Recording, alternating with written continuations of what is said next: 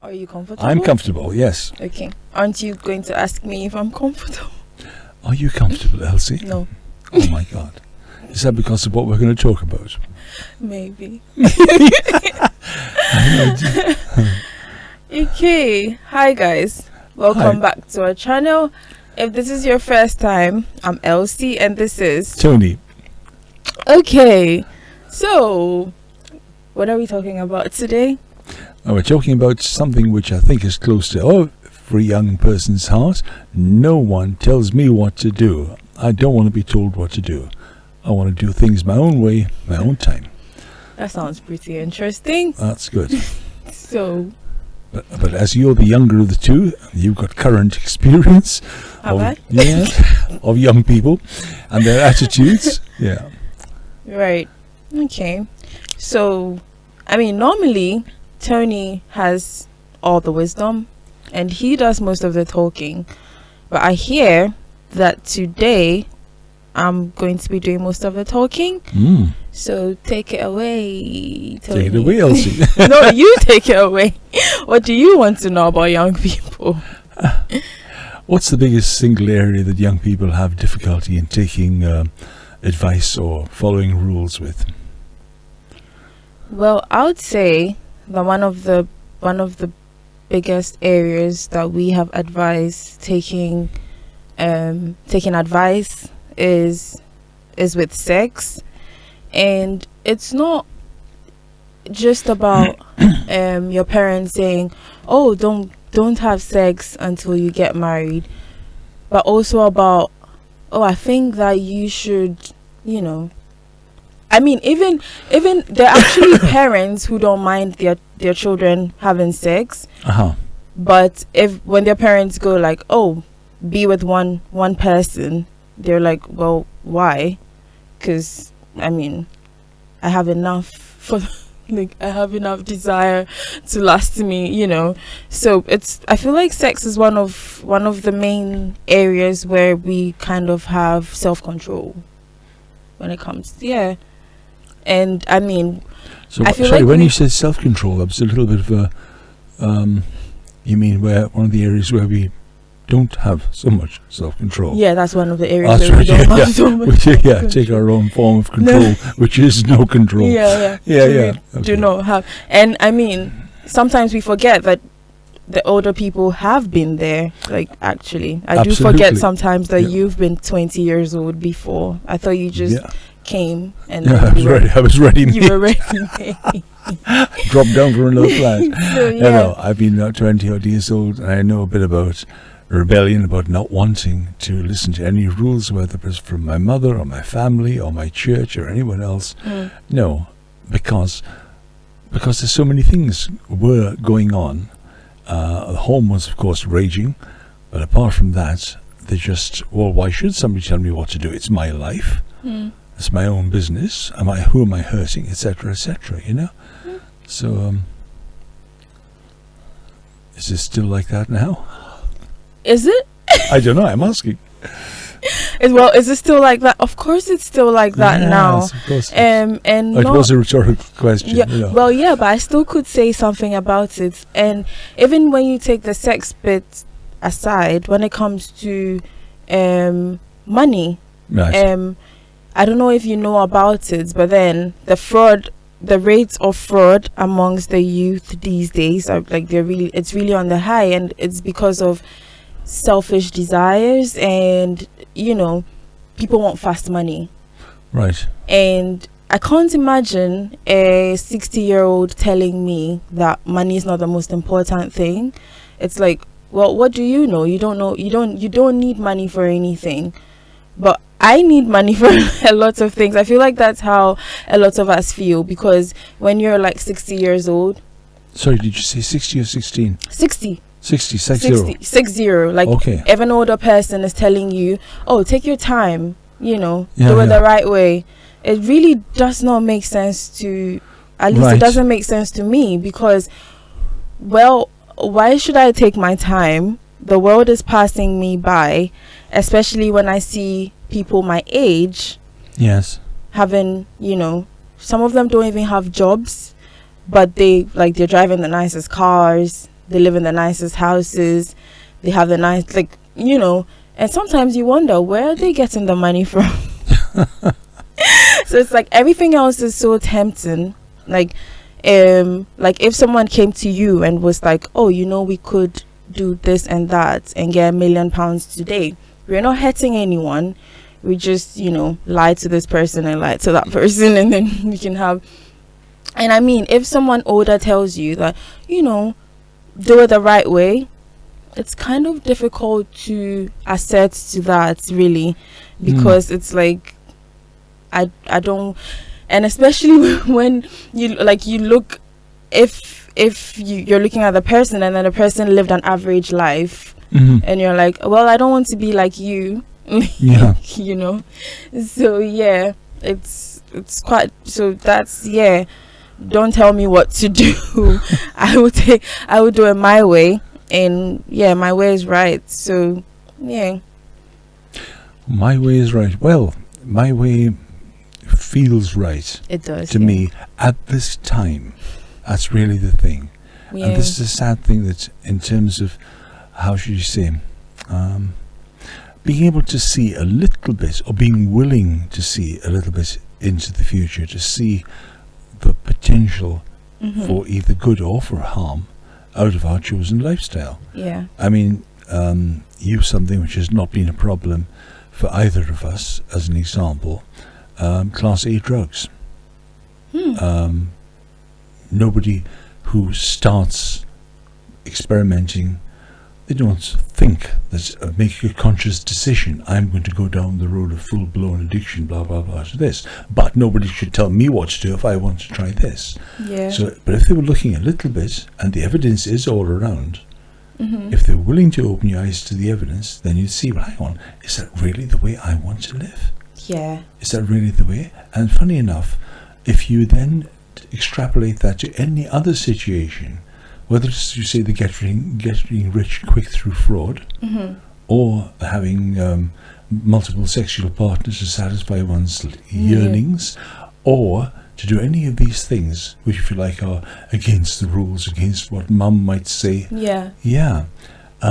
Look at those negative things, aspects to it, as well as the positive ones. Yeah. Of course, rule breaking in itself tends to be sort of fun. Rule breaking, when it comes to sex, tends to be a lot of fun. Talking from experience. But talking from experience, absolutely.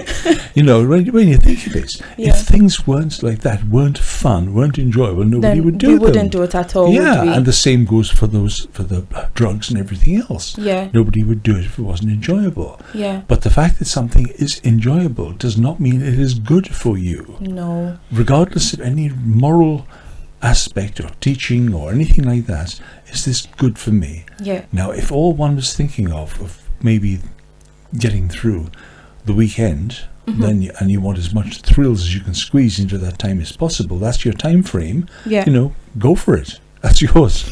But if you're thinking slightly longer than that, do you really want to finish up either addicted, or with a heavy disease, or with a broken heart, or maybe with all of them? Yeah.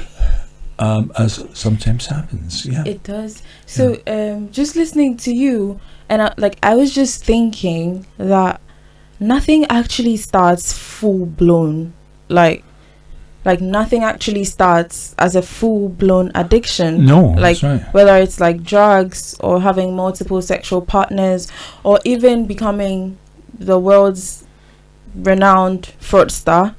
Yeah, it doesn't start full blown. You start, and then it starts really little. That's right. And imagine if your parents saw, one day they saw drugs in your room.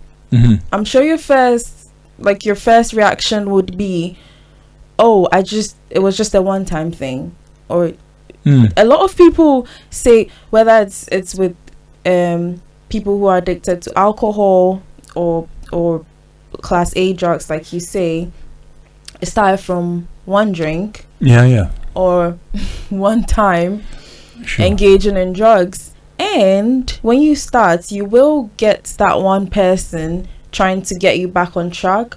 But then, as young people, and with all the hormones flowing through our bodies, it's like, well, I have control over this, and well, don't tell me what to do. Let me have fun now. Yeah. And a lot of people feel like, well, it's a once in a while thing, and by the time you realize, you're like a full-blown addict, and there's really no going back. It's really quite difficult coming back from these kind of things. So yeah. Yeah. So what kind of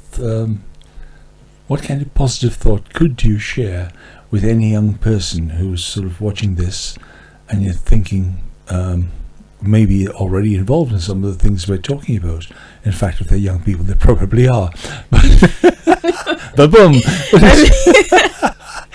Yeah, I mean, as I say, we've admitted that breaking the rules is enjoyable. Some rule breaking is even more enjoyable than others. But if you get into this habit, and we admit that it's enjoyable, then maybe it helps to look in a balanced way at the potential downside. Yeah. And the downside is there, psychological and physical and mental and spiritual, all the way down the line. Yeah. People can be trashing themselves in some way or another. Yeah. Till they just feel that life is hopeless. Right. Personally, the one rule that I live by is basically, when I want to engage in something, I'm always thinking about, like, in a couple of years, would I be able to face the aftermath of this decision that I'm taking? So sometimes certain things seem really fun and tempting in the moment, and you really want to engage in those kind of things, especially when everyone else around you, I mean, it's like the norm is to do it. So now if you don't do it, you're the strange one. So then you tell him no. So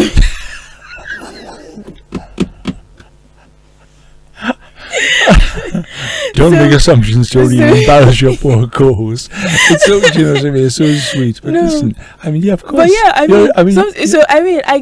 sometimes, even when it comes to like relationships and like talking to people and stuff like that, because I'm at that age. Yes. So well, I do get, like, honestly, I do get people say things like, well, why don't you're too stuck up? Yes. Like, why don't you let go? And sometimes I feel like, well, imagine if I was letting go with that guy and that guy and that guy and that guy. And that's how there's so many young people stuck with a lot of baggage, because contrary to popular belief, like when you're like involved with people, it's not just a physical thing. That's what I believe, at least. Like even nothing to do with religion or anything. Like you get attached to the person, and then you're getting hurt by this person and that person, and that is that really what you want? So maybe I'm a scaredy cat when it comes to, like, you know, letting go, but it's only because I probably know where I want to be, and maybe I know how I want it to end, basically. So rather than, I mean, of course, sometimes I make decisions that I regret later. Not that I'm giving myself away. I mean, I try my best. Like, I'm glad we got an adults only warning on. I do try my best. So yeah, I just want young people to know that whatever you do today, it really, the chances that the effects of those decisions you're making today are going to follow you for the rest of your life are really up there. So you think before you make those decisions. Yeah. But what do you have for what kind of advice do you have for young people? For young people, well, especially because you've been I know. Well, part of the difficulty here is with being an older person. Then you've been young before. Yeah, I have. Oh yeah, I've been young before. But one of the difficulties, as I say, as an older person trying to give advice to a younger person, is because I'm up against if you like, the thing we chose as the title for this talk. No one tells me what to do. What do you know about it? Okay, so I could prove my credentials maybe, but okay, just because it was like that for you, it doesn't mean it's like that for me. Now, I mean, in a wider sense, human beings are doing that all the time and have done for thousands of years. The previous generation didn't understand. We've got it now. We understand now. And then you're 50 years later, and then you look, well, yeah, how well did you do? Okay, you invented, for example, more sophisticated ways of killing each other, but you still did the same thing. You went out and killed each other, and or were promiscuous in different ways. But, actually, that's a very nice way to put it. Yeah. So what good is it? You should have learned. But as far as I tend to be sort of quite practical and logical, and I would certainly could appeal to logic and practicality. Do you really?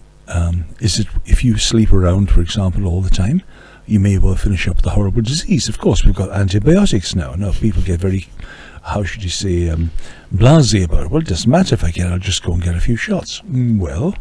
What are you doing to yourself? Yeah. What are you actually doing to yourself when you do that? What are you doing also to your emotions as well? If you become involved with one thing with another, and then maybe you get to the state where you've been hurt so much, then you're not willing to share yourself at all with anyone in any meaningful way. Yeah. You may sleep with them and that's it.